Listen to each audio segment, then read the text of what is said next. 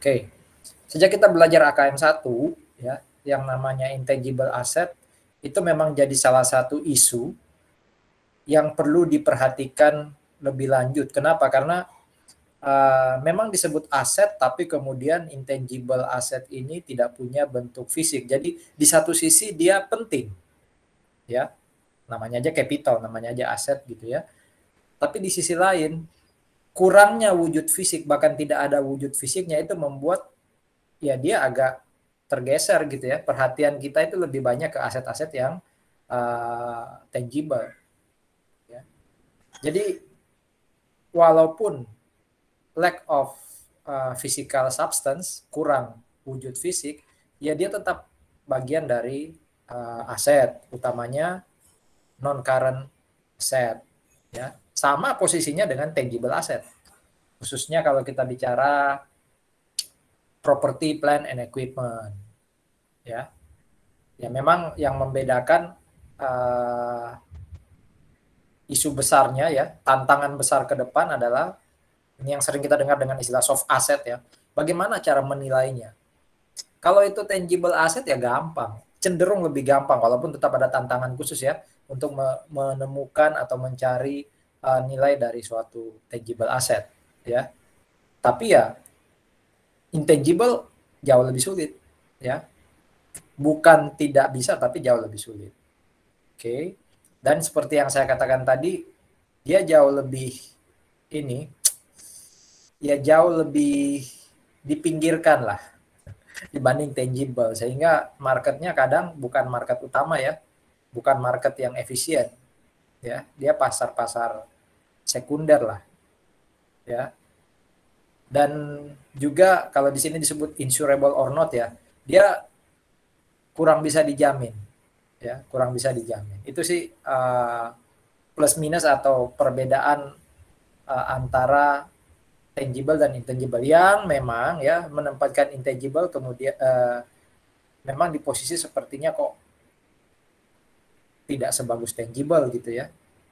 Kalau dilihat kan plusnya itu tangible, minusnya itu adalah intangible. Tapi kalau dilihat dari gambaran ini ya, kalau dilihat dari gambaran ini perkembangan atau kenaikan intangible asset ini baru data sampai 2018 ya, itu jauh lebih cepat ya dibanding tahun 75 ya sampai 2008, jauh lebih cepat dibandingkan yang kemudian tangible, karena banyaknya sekarang pemain-pemain yang memang bidang usahanya ya di sana. Apalagi kalau kita bicara revolusi industri apa 4.0 ya, kita ke arah digital, nah itu kan intangible semua ya. Jadi memang ini jadi satu pengingat buat kita sebagai pemain dalam penyedia laporan keuangan bahwa ini informasi yang juga harus tetap diperhatikan ya. Nah, karakternya apa sih ya, karakternya apa sih di intangible asset ini? Umumnya yang namanya intangible asset itu bisa diidentifikasi, bahkan bisa dibilang hampir semua intangible asset bisa diidentifikasi ya. Diidentifikasi itu artinya bisa dengan mudah dihitung nilainya, bisa dengan mudah diketahui keberadaannya. Intangible kan nggak ada fisiknya, iya. Yang disebut keberadaan atau existingnya di sini adalah ya kita tahu paten itu ada, ya. Bagaimana ngitungnya, ya. Ketika kita sajikan, kita ukur angkanya berapa, itu jauh lebih nyaman, jauh lebih firm, lebih mantap kita tulis. Mirip kayak kita menghitung equipment, ya kan, identifiable juga. Tapi ada juga bagian dari intangible yang memang tidak bisa diidentifikasi secara langsung. Apa itu nanti kita lihat. Ya. Nah, apa kemudian bedanya dengan accounts receivable? Ya, apa bedanya dengan accounts receivable? Sama-sama lack of physical substance ya. Jadi accounts receivable ini sebenarnya juga intangible, mirip-mirip ya. Cuma bedanya adalah accounts receivable ini bagian dari yang namanya aset keuangan, ya, financial asset. Sementara intangible dia mirip seperti PPE, bukan financial asset, ya, bukan financial instrument. Apalagi itu juga ada tuh di chapter 17-nya AKM 2 tuh, ya. Ada yang namanya kok chapter 17 ya, chapter 17 kita bicara investasi yaitu AKM 1, tapi di AKM 2 kita bicara PSAK 50, 55, 60 ya, soal instrumen keuangan. Salah satu bentuk instrumen keuangan adalah accounts receivable.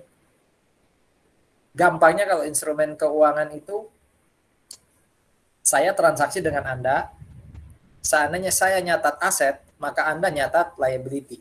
Berarti buat saya itu aset keuangan, buat Anda itu liability keuangan, financial liability. Ya, atau kalau sebaliknya, saya nyatat liability, Anda nyatat aset, maka itu aset keuangan buat Anda, itu liability keuangan buat saya. Selain itu, kalau saya transaksi, saya nyatat aset, di tempat Anda nyatatnya equity, langsung equity ya, bukan share, bukan sales ya, pokoknya langsung account equity, maka itu juga buat saya adalah aset keuangan. Ya. Tapi kalau terjadi saya nyatat aset, Anda nyatatnya sales, jadi saya beli inventory Anda, ya, buat saya itu aset. Tapi di tempat Anda kemudian Anda catat sales revenue, Pak. Maka yang terjadi adalah buat saya aset tadi bukan merupakan aset keuangan. Mirip kayak intangible, saya beli, saya catat paten di sisi debit. Ya. Tapi bisa jadi Anda yang ngejual, ngakuinya jadi revenue. Oh, berarti paten itu part of intangible asset, bukan merupakan aset keuangan. Jadi dia mirip seperti accounts receivable, lack of physical substance, tetapi dia bukan financial asset kayak accounts receivable. Nah ini tadi ya yang saya katakan di depan, dia bukan aset moneter.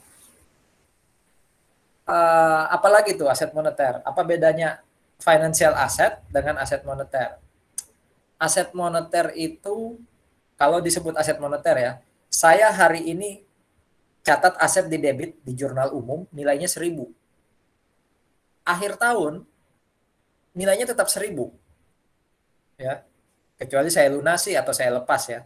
Jadi waktu saya beli nilainya 1.000 di jurnal umum. Di akhir tahun nggak perlu jurnal penyesuaian. Karena nilainya sama. Tidak ada kemungkinan dia naik atau turun. Nah, itu yang disebut monetary asset. Ya.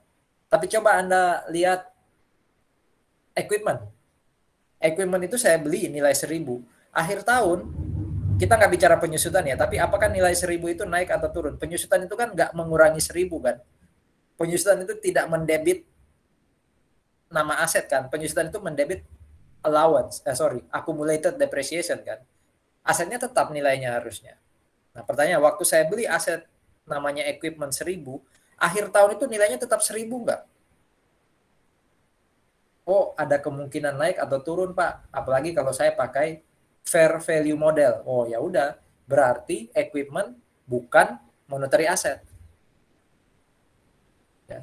Nah, sama kayak intangible asset ini.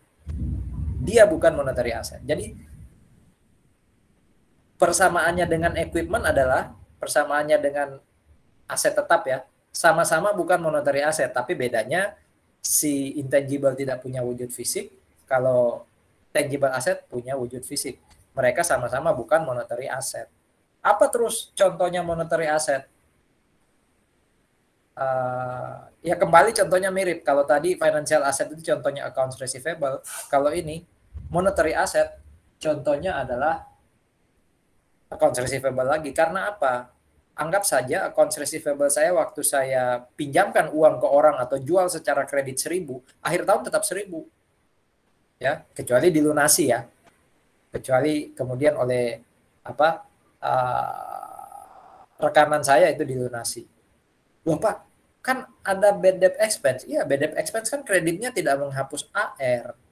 Kreditnya kan AFDA. Jadi nilai AR-nya harusnya tetap. Ya. Jadi AR itu awal dan akhir selama belum ada pembayaran atau pelunasan, nilainya tetap, berarti AR itu monetary asset, sementara intangible asset bukan. Karena nanti di akhir tahun kita harus lihat ada kenaikan atau penurunan nilai enggak ya di intangible asset. Sehingga butuh jurnal penyesuaian. Ya. Itu 3 karakter besarnya. Jadi karakter pertama pada umumnya identifiable asset. Kedua, dia bukan financial instrument, bukan financial asset, dan juga bukan monetary asset. Ya. Nah, sekarang bagaimana cara pengukurannya? Ingat loh ya, perlakuan akuntansi itu pengakuan dan pengukuran. Pengakuan itu berarti rekening apa yang kita taruh di debit dan kredit. Kapan kita buat jurnal debit dan kredit atas nama akun tadi. Measurement atau pengukuran itu angka yang kita taruh di debit dan kredit berapa. Berarti kalau saya dapat intangible asset, contohnya paten, lalu saya debit, ya, nah itu berarti saya lakukan pengakuan. Berapa angka paten yang akan saya letakkan di sisi debit, itu berarti saya melakukan measurement atau pengukuran. Nah, berapa angka yang harusnya saya taruh di sisi debit ketika saya beli intangible asset? Ya sama kayak aset lain, yaitu diukur sebesar pengorbanan kita. Ya. Sebesar semua uang yang kita keluarkan supaya suatu aset tadi bisa kita gunakan. Nah, itu kan definisinya cost ya. Jadi patokannya gampang lah. Ya, semua aset ketika diperoleh itu pasti sebesar cost. Ya, pasti sebesar cost. Yang nanti jadi masalah adalah bagaimana mengukur dia di akhir tahun. Atau istilah akuntansinya apa? Valuation. Ya, valuation. Nah, ini khusus berlaku ya, kalau di sini dalam kurung dibeli itu maksudnya intangible asset itu bisa diperoleh dengan 2 cara. Saya bisa dapat hak paten karena saya beli karya ciptanya Jessica contohnya. Jessica menciptakan lagu atau menciptakan karya seni. Berarti kan itu ada di Jessica ya, karya aslinya ya. Nah, saya pengen jual itu supaya saya dapat revenue. Saya belilah ya hak cipta. Atau kalau ada produk ya, ada produk atau ada paten yang dihasilkan oleh Lawrence, saya beli. Ya. Sana pemilik aslinya, tapi saya beli. Nah, ketika saya beli, itu kan jadi aset saya, namanya paten, namanya copyright atau apapun itu. Ya. Itu yang disebut intangible asset yang dibeli. Tapi ada juga intangible asset, kalau tadi kan dari sisi saya ya, dari sisi yang buat sekarang. Ya. Anda ciptakan lagu, hak cipta ada di Anda. Berarti Anda bukan membeli, tapi Anda meng-create sendiri intangible asset. Nah, itu gimana pengukurannya? Nanti kita lihat. Yang kalau ini itu dari sisi dapat intangible asset karena membeli. Ya. Pasti sebesar pengorbanan dong yang dikeluarkan. Nah, ini cara untuk mengukur ya, mengukur jika kita menghasilkan intangible asset sendiri. Ya. Saya menghasilkan produk. Saya bukan menghasilkan inventory ya, bukan, tapi saya menghasilkan apa? Formula, rumus, prototype. Ya, kalau karya seni berarti lagu. Ya, kalau yang lain apa? Buku, ya karya cipta.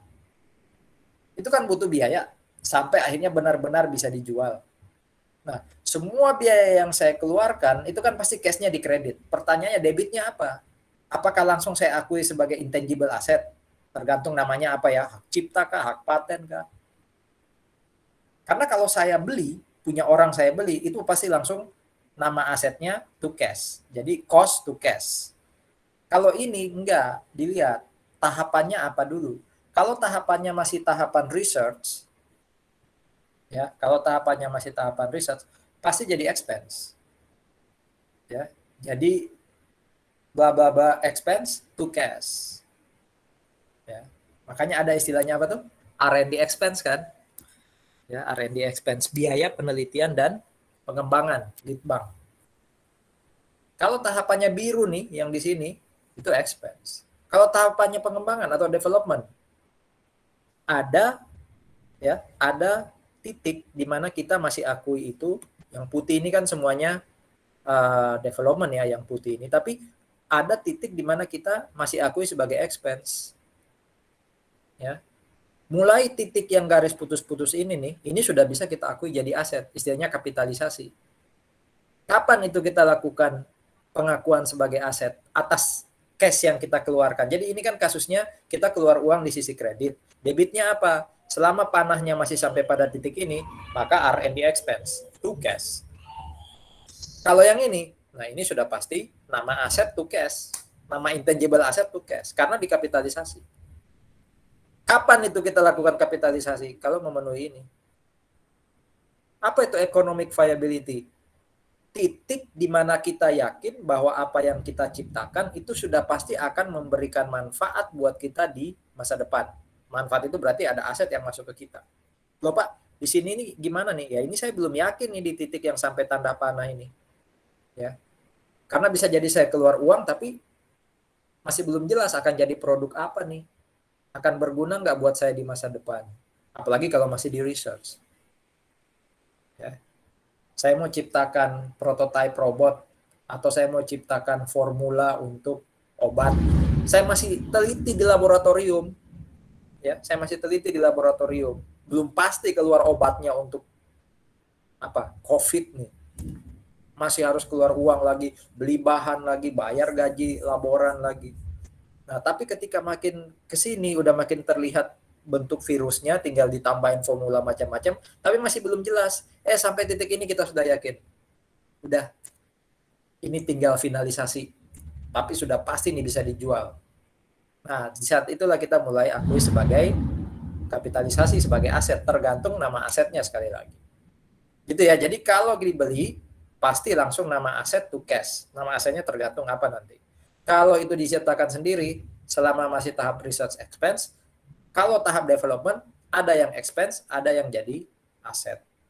Termasuk dalam, di sini nggak dilihatin ya, termasuk dalam hal ini adalah ketika saya menciptakan sendiri, tapi itu kaitannya dengan biaya legal, ya yang terkait dengan hukum ya, mendaftarkan hak paten, hak cipta, dan semacamnya, mempertahankan hak paten, hak cipta, itu semua pasti dikapitalisasi. Pasti dikapitalisasi. Ya. Jadi nggak usah lihat itu research atau development, tapi kalau itu terkait legal cost, pasti jadi aset. Ya, pasti dikapitalisasi. Sampai sini ada pertanyaan dulu? Ini mengulang lagi intangible asset sebenarnya ya. Dan masih part of accounting ya, masih belum pajak. Bagaimana mengamortisasinya? Ingat ya, untuk diingat-ingat, ada 3 macam penyusutan. Penyusutan pertama untuk aset tetap, PPE, namanya depresiasi. Kedua, penyusutan untuk aset yang lack of physical substance. Apa itu? Amortisasi. Yang ketiga, ada penyusutan yang namanya depresi. Itu cara kita menyusutkan sumber daya alam yang kita punya. Tiga-tiganya penyusutan, ya, tapi diberikan atau dilakukan untuk jenis-jenis aset yang berbeda. Nah, amortisasi atas cost, ini kan cost ya, masuk di statement of financial position dulu kan. Termasuk ini ada yang jadi cost juga kan di kapitalisasi. Amortisasi atas cost ini ya dilakukan mirip kayak kita mendepresiasi aset tetap. Ya. Seperti kita menyusutkan aset tetap. Oke. Kalau itu asetnya kita beli ya, kalau itu asetnya kita beli, kita akui cost, maka ya kita lakukan penyusutan selama masa manfaat. Ya. Selama cost yang kita beli atau cost yang kita akui melalui kapitalisasi ini bisa kita estimasi masa manfaatnya. Ya. Isunya jadi mirip kayak tanah ya. Tanah itu ya silakan Made. Tanah itu aset tetap. Kenapa dia nggak didepresiasi? Kayak equipment, kayak building. Ya karena kita sulit mengestimasi nilai tanah. Tapi kalau tanah itu dipakai untuk pertambangan, di mana kita bisa estimasi sumber daya alam di dalamnya, bisa disusutkan. Kalau tanah itu dipakai untuk pertanian, kita bisa ukur tingkat kesuburannya sampai berapa lama, bisa disusutkan. Jadi nggak semua tanah juga tidak disusutkan. Ya. Nah, amortisasinya intangible ya kayak gitu. Selama kita bisa menghitung apa useful life-nya ya, istilahnya limited life intangible asset, ya silakan diamortisasi selama masa manfaat. Tapi kalau bukan unlimited ya, kalau tidak bisa diestimasi umurnya, ya maka ya jangan diamortisasi. Ya jangan diamortisasi. Karena mau berapa lama nanti kita amortisasi nanti? X dibagi tak terhingga kan jadinya error gitu ya. Tapi kalau X dibagi 100 tahun, X dibagi 10 tahun kan jelas ada hasilnya. Nah, untuk marketing related, jadi aset-aset intangible yang kayak ini nih bentuknya nih. Ini namanya marketing related intangible asset. Ya. Merek dagang, ya, merek dagang. Logo-logo kayak gini nih, merek dagang kayak gini, Starbucks, Adidas, Samsung, Coca-Cola. Ini kan merek dagang nih, yang ada kaitannya dengan upaya promosi. Ya, jadi kalau saya pengen pakai logonya Google untuk dipromosikan supaya saya dapat duit dan semacamnya, atau pakai logonya Apple, ya, itu berarti saya punya intangible asset. Ya, khusus untuk itu tidak ada amortisasi. Kenapa? Saya memang belum baca jauh dalam buku Kiso and Wagan, kayaknya juga nggak dibahas, tapi saya melekatkan itu pada konsep bahwa ini kan didirikan dengan asumsi going concern. Google itu didirikan tidak pernah ada pemikiran untuk dibubarkan atau dilikuidasi kan.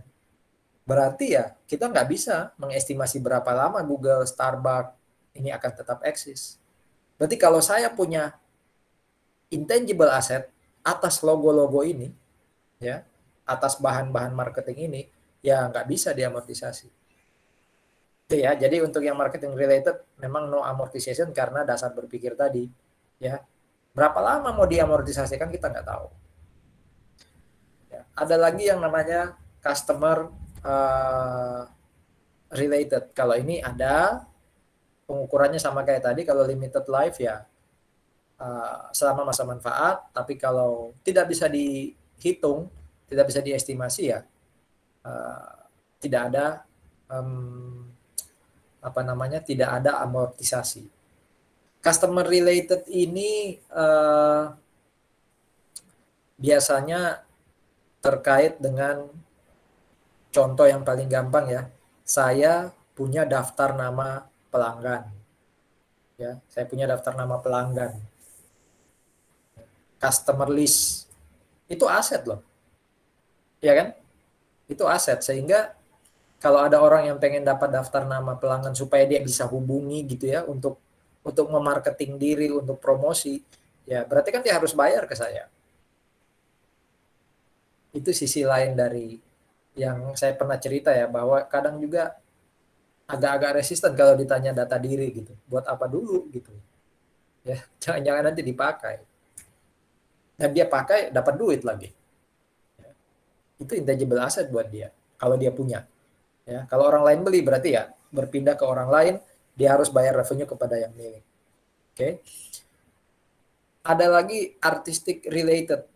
Ya, artistic related ini ya dari namanya aja, ini berarti intangible asset yang terkait dengan saya menghasilkan karya cipta.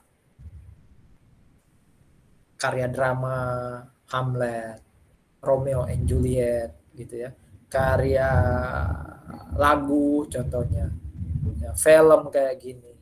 Ya, itu artistic related. Ya. Nah, kalau saya pengen menjual atau apa? Kalau lagu berarti kalau saya pengen menyanyikan satu lagu lalu nanti dapat duit dari situ, ya itu berarti kan saya menggunakan aset orang, berarti saya harus bayar ke orang tadi, apa istilahnya, royalti. Ya buat saya tetap saya dapat hak cipta, hak jual gitu ya, atau apapun bentuknya supaya saya bisa menggunakan ciptaan karya seni tadi supaya saya dapat duit, tapi saya juga tetap harus bayar royalti ke yang punya. Ya. Nah, itu juga intangible asset. Ada lagi contract related. Kalau inilah intangible asset yang memunculkan istilah franchising ya.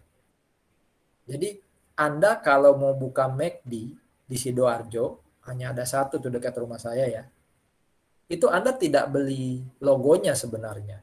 Anda tidak beli ayamnya sebenarnya. Yang Anda beli itu sistemnya, sistem operasinya. Ya termasuk di dalamnya logonya, bumbu-bumbunya, cara masaknya, gimana jualnya gitu ya. Tentu ada penyesuaian juga dengan lokal konten ya. Jadi mungkin di Indonesia ada nasi, di luar nggak ada. Ya, mungkin kalau di luar ada bumbu-bumbu kayak apa nih, kecap, saus tomat yang berbeda ya. Saya nggak tahu itu KFC atau McD ya, gravy dan semacamnya. Di kita nggak ada, ya. Tapi intinya sebagian besar ya kita meniru McD yang asli, ya. Atapnya bentuknya harus warna apa dan semacamnya. Itu kontrak related. Jadi franchising itu bagian dari kontrak related. Ada lagi teknologi related. Nah, disinilah muncul paten. Ya, artinya saya bisa menggunakan teknologi yang diciptakan oleh orang lain. Ya, ada orang yang bisa menciptakan mesin tertentu. Saya nggak beli mesinnya sebenarnya, tapi teknologi yang dihasilkan dari mesin tadi. Ya, paling gampang itu lihatnya kalau di kantor ya itu fotokopi. Rupanya mesin fotokopi yang ada di kantor itu tidak dibeli mesinnya loh. Bukan seperti itu cara kerjanya. Jadi yang dibeli itu adalah sistem kerja dari atau teknologi dari mesin tadi. Jadi itu tetap mesinnya yang apa, Canon kah ya, atau siapapun yang punya industri itu, kita kayak nyewa dari dia, kayak nyewa. Kita bayar paket ya. Kalau lebih dari paket sewa tadi, umpama sewanya hanya untuk 500 kali print, kadang kita 600. Nah, itu ada hitungannya lagi. Kalau rusak ya dia yang datang perbaiki. Kita nggak boleh perbaiki sendiri. Ya, kartrisnya habis ya kita ke dia. Nggak bisa beli sendiri. Dulu saya berpikir mesin fotokopi itu, jadi kalau ada fotokopi itu berarti asetnya itu saya beli jadi equipment saya, ternyata bukan mesinnya tapi teknologi mesinnya. Nah, itu namanya teknologi related. Paten itu bagian dari tadi. Jadi ketika saya beli mesin fotokopi atau pakai jasa mesin fotokopinya Canon, itu saya dapat hak paten ya. Dia menciptakan hak paten. Oke. Yang saya bayar ke dia itulah yang disebut sebagai royalti ya. Jadi itu ya para intangible asset yang bisa diidentifikasi. Nah, yang terakhir ini juga masih intangible asset, tapi dia tidak bisa diidentifikasi, namanya goodwill. Goodwill itu intangible asset, tapi nggak bisa diidentifikasi. Ya, beda kayak tadi yang saya sebut paten. Paten itu bisa, walaupun tidak kasat mata ya, tapi bisa dengan mudah dilogika gitu.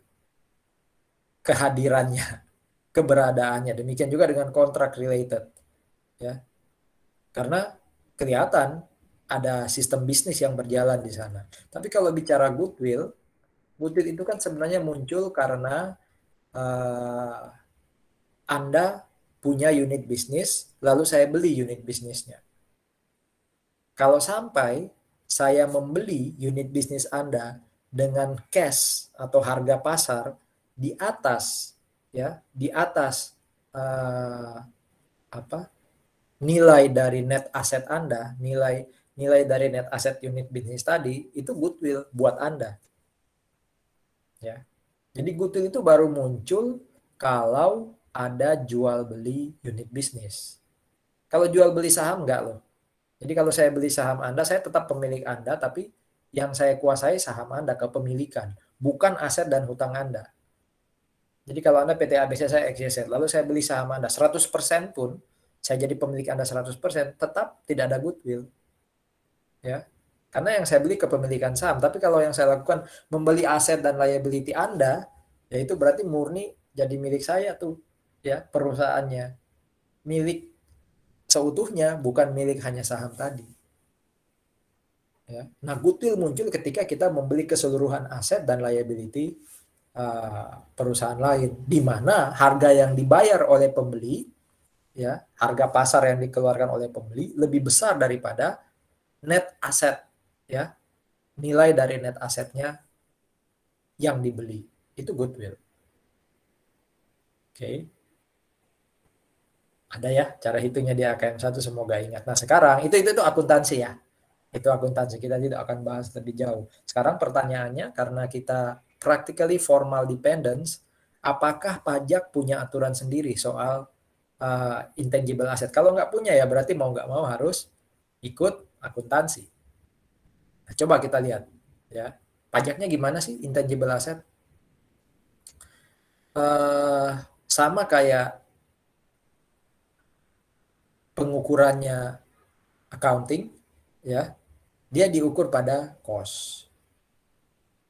Ya, dia diukur pada cost. Harga perolehan ini di pasal 10 Undang-Undang 36 tahun 2008. Harga perolehan atau harga penjualan dalam hal terjadi jual beli harta yang tidak dipengaruhi hubungan istimewa, ini berarti yang biasa ya. Itu adalah jumlah yang sesungguhnya dikeluarkan atau diterima. Ya, sementara kalau ada hubungan istimewa, ini isu hubungan istimewa ya. Itu berarti jumlah yang seharusnya kita keluarkan atau jumlah yang seharusnya kita terima. Intinya adalah pengukurannya itu pakai cost. Ya. Jadi sama kayak isu accounting. Termasuk bahkan di sini valuation-nya, penilaiannya pakai cost. Nah, di situ bedanya ya dengan accounting. Accounting itu karena intangible asset ini bukan uh, apa monetary asset, ya berarti nilainya bisa naik bisa turun di akhir tahun. Ya. Dalam pajak, ini perlakuan pajak yang kedua ya. Seluruh aset tidak berwujud diamortisasi. Seluruh aset tidak berwujud diamortisasi. Padahal tadi ada bagian yang khususnya yang terkait dengan apa marketing related ya. Itu kan nggak diamortisasi.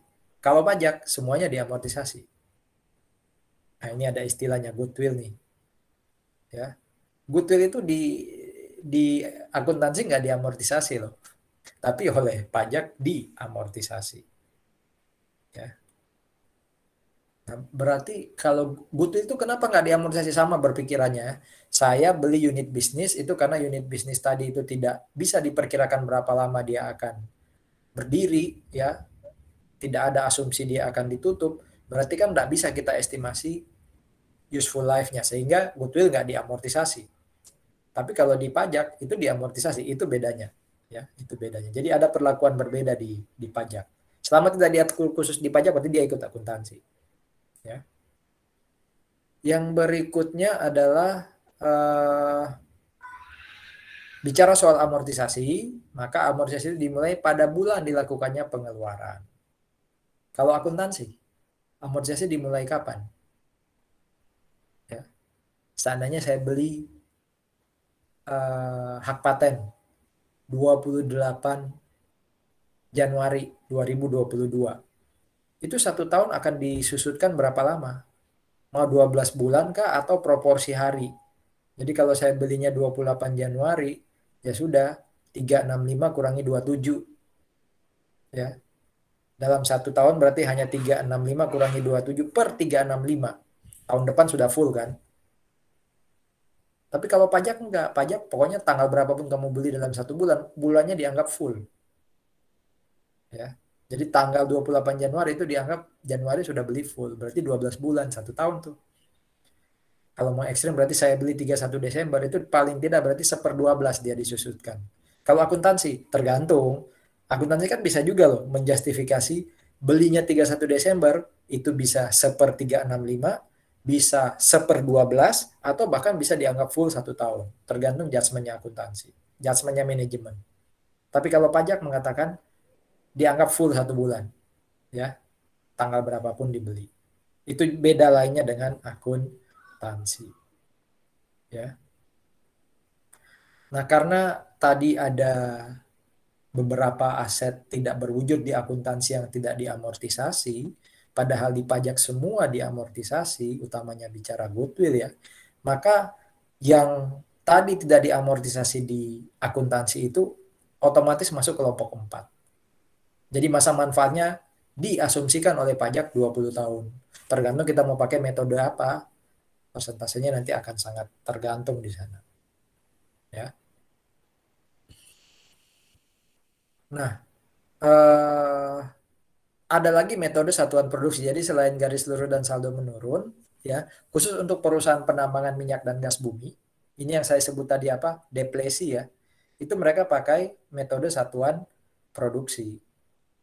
Satuan produksi itu artinya ya kita hitung uang yang saya beli untuk bisa dapat hak menggali tambang, menggali emas. Itu kos saya kan. Saya kurangi dengan kira-kira besok kalau tambang emas ini sudah selesai dilakukan berapa nilainya. Ya, berapa nilainya. Oke. Dibagi dengan ya berapa lama aktivitas saya untuk melakukan penggalian aset. Ya. Nanti ya penyusutannya tahun ini adalah ya dikali dengan tahun ini berapa banyak sih aktivitas yang saya lakukan. Jadi kalau anggap aja saya akan menggali atau melakukan aktivitas itu anggap aja 5 tahun. Ya ini tahun pertama berarti cost kurangi surface value dikali 1 dibagi 5. Ya. Bisa juga satuan produksi ini pakai dengan ini nilai dari kandungan alamnya berapa unit. Ya, berapa barel minyak. Nah, itu yang jadi penyebut. Nah, minyak yang berhasil saya gali, barel minyak itu barel itu kan satuannya minyak mentah ya. Yang berhasil saya gali tahun ini itu yang jadi pembilang. Ya, itu yang jadi pembilang. Ada di chapter AKM 1 soal penyusutan ini, ya, penyusutan. Namanya mirip ya, metode satuan produksi. Kalau itu dipakai oleh perusahaan selain penambangan minyak dan gas bumi, khususnya di sini ya, hak pengusahaan hutan, ya, maka metode yang dipakai itu setinggi-tingginya 20%. Jadi silakan mengikuti apa rumus ini, tapi tarifnya setinggi-tingginya 20%. Ini jadi salah satu isu kan ya. Saya sih namanya pengusaha, selama saya memang punya capital, punya modal, ya, untuk apapun modal itu saya gunakan, sah-sah saja dalam pandangan bisnis kan. Tapi dalam bicara kepatutan, bicara soal tanggung jawab lingkungan, kalau uang saya itu saya pakai untuk pengusahaan hutan, kok kayaknya kurang pas karena saya merusak alam. Loh, tetap aja kan Pak, nanti Bapak punya kewajiban nanti di akhir tahun, akhir usaha Bapak harus menanam kembali, ya, mengembalikan alam pada posisinya. Iya sih. Ya, tapi cara saya melakukan operasi saya itu juga dikritisi biasanya. Jadi saya secara legal memperoleh hak untuk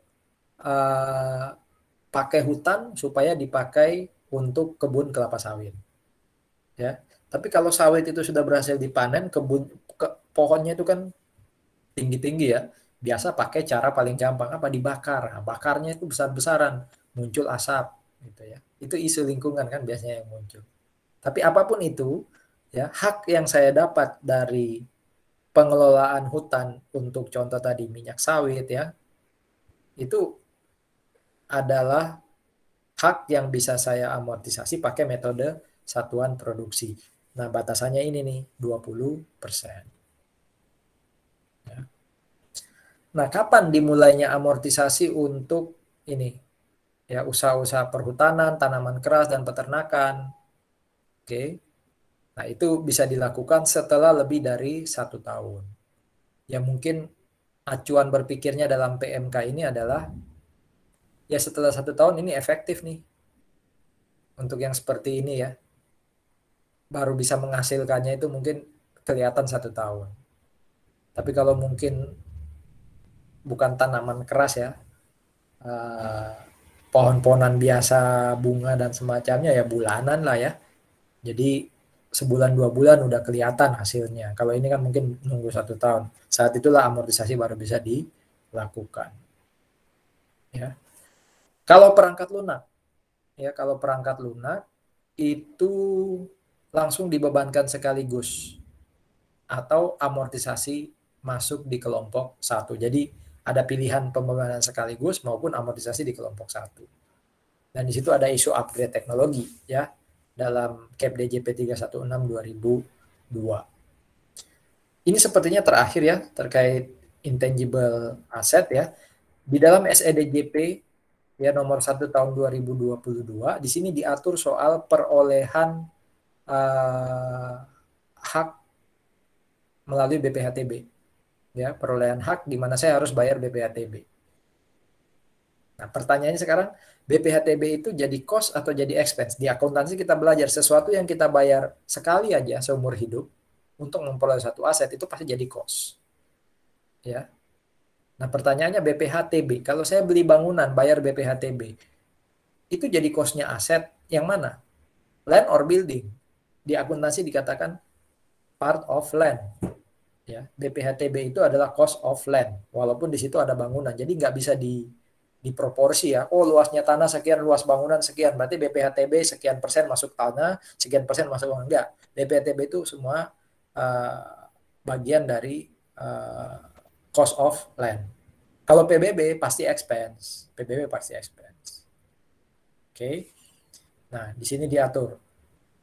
BPHTB itu bisa dijadikan pengurang. Jadi sebenarnya ini deductible expense selama tanah atau bangunan yang kita beli itu digunakan untuk usaha. Melalui apa? Amortisasi. Ya. Amortisasi apa? Hak atas tanah. Jadi dia diamortisasinya sesuai dengan yang tadi pasal 11A. Ya, sesuai dengan pasal 11A. Oke. Nah, di sini rupanya ada perbedaan perlakuan yang di BPHTB itu juga bisa melekat atas bangunan. Ya, melalui penyusutan bangunan. Oke, jadi itu bedanya dengan akuntansi ya. BPHTB di akuntansi itu part of land. Jadi land itu bisa disusutkan loh. Utamanya yang BPHTB-nya. Jadi kalau kita beli land 1M lalu ada BPHTB 5%-nya ya, itu kita susutkan BPHTB-nya. Cost of land yang lain enggak. Oke. Itu yang diatur di sini. Jadi inilah pernak-perniknya intangible asset dari sisi pajak ya yang berbeda dari akuntansi. Selain itu dia ikut akuntansi. Ada diskusi dulu untuk intangible asset.